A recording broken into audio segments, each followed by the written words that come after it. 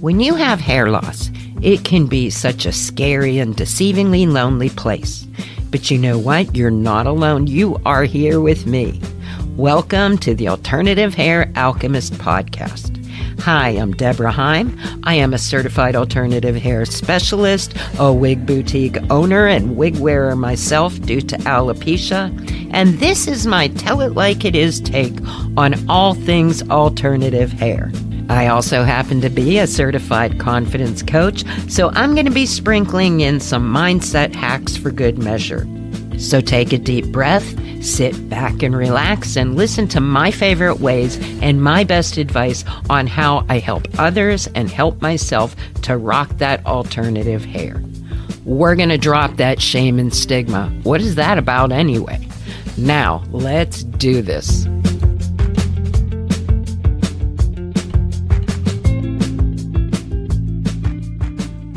Welcome, my lovelies, to episode 84 of the Alternative Hair Alchemist. Now, notice I didn't say weekly episode because the episodes have not been weekly yet, and there's a reason for that. I am working on something really exciting, an opportunity to work with me in a different way, and I will be telling you all about that in future episodes or by the end of the show. And here's a little spoiler alert. It is the ultimate self-acceptance program.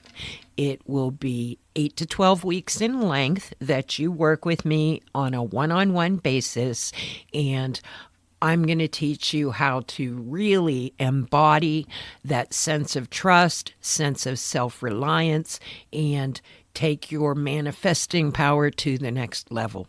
And accepting yourself is exactly what we're going to concentrate on in this episode, because it is known that when you have hair loss, usually the more severe forms, but even if you just start losing your hair enough that you notice, you're going to go through the 5 stages of grief. And I'm going to talk about those. But the important thing to know is how long you stay there is up to you. So I noticed along the way, you want to take time and feel the appropriate feelings because it is a huge part of your personality, okay? It sets the tone for your looks. It's like the meme says, it's 90% of your selfie. And the truth is that when you lose something like that has become such an accepted standard as being normal and the standard of beauty, that the head of flowing long hair and all of, the subliminal type of meanings that long flowing hair have, that goes along with it. Well, all of a sudden, when you don't have that anymore, it can be a bit of adjustment.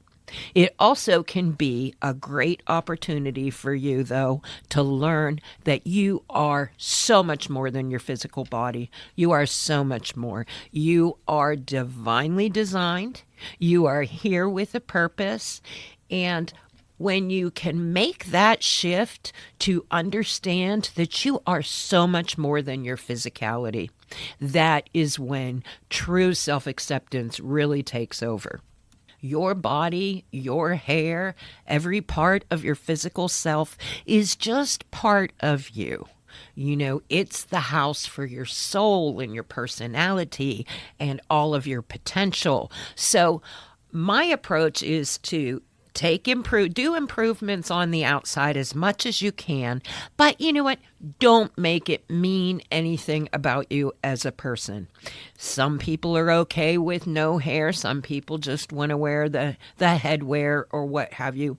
But some people want a full head of hair and want to be able to change that. And hey, it is all okay. Whatever way you want to go with it, it is okay.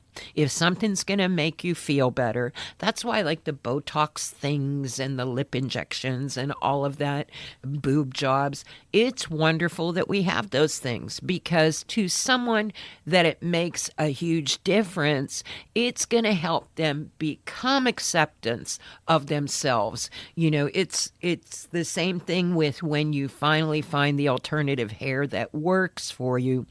All of a sudden, you're not checking your regrowth as so much like every 20 minutes and feeling bad about it. When something helps you accept yourself a little bit, you can move on to pulling back to observer status and seeing, hey, it doesn't really mean anything about me. I'm still a great person. I still have a lot to offer. And acceptance is where your freedom comes in. When you can get to the point where, like, hey, yeah, I'm okay. I don't have hair. But you know what? I can buy hair. I can wear hair that is better than any hair I would have grown in my life. So you know what? That's okay. I'm going to just do that. I'm going to make taking care of myself and buying the hair I want a priority, just like everything else in my life. And those 3 shifts right there are the most important shifts that you can make to whether it's accepting hair loss or if it's accepting something else, your weight as it is, anything physical about yourself. Number 1, it doesn't mean anything about you. It is just a thing. It is just like some people are right-handed, some people are left-handed. Some people have hair, some people don't. It doesn't mean anything about you. 2, come to terms with the fact that you can have any hair you want, okay? It takes a lot of courage to say, you know what? I'm going to do that. I am going to wear that hair. I'm going to buy that for myself. And if it doesn't work out, you know what? I'm not going to flip out.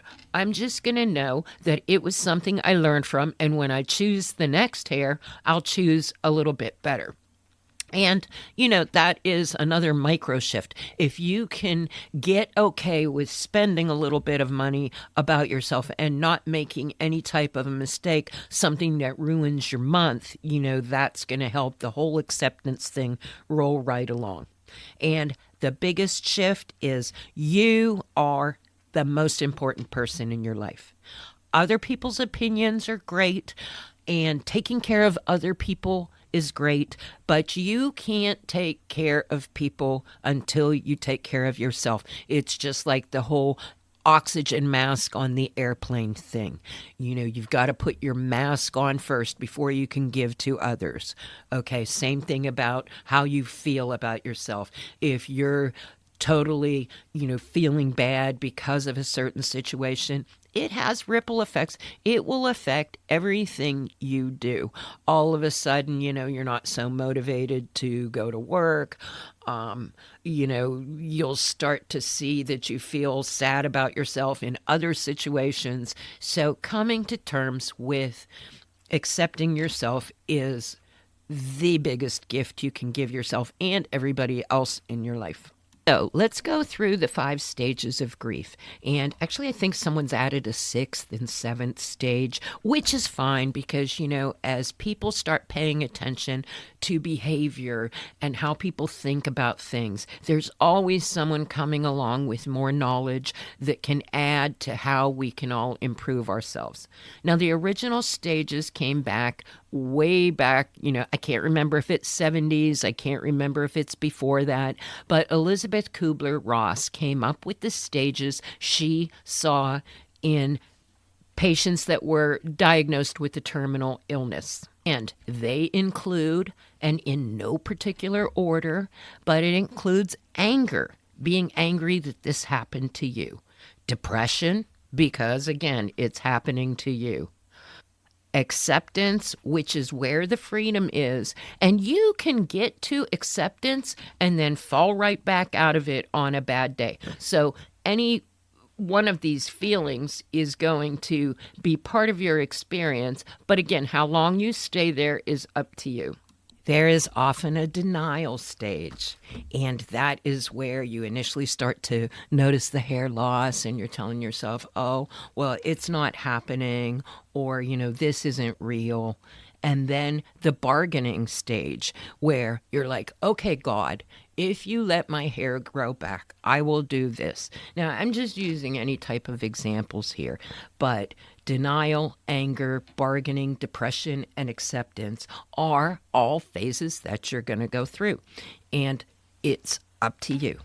And I'll tell you, I have seen clients whose family members, the hair loss is a bigger deal to them than it is the client themselves. Sometimes I see this, especially in daughters, mothers that have daughters that have hair loss.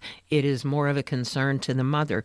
So you can go through these 5 stages even if the condition doesn't have anything to do with you.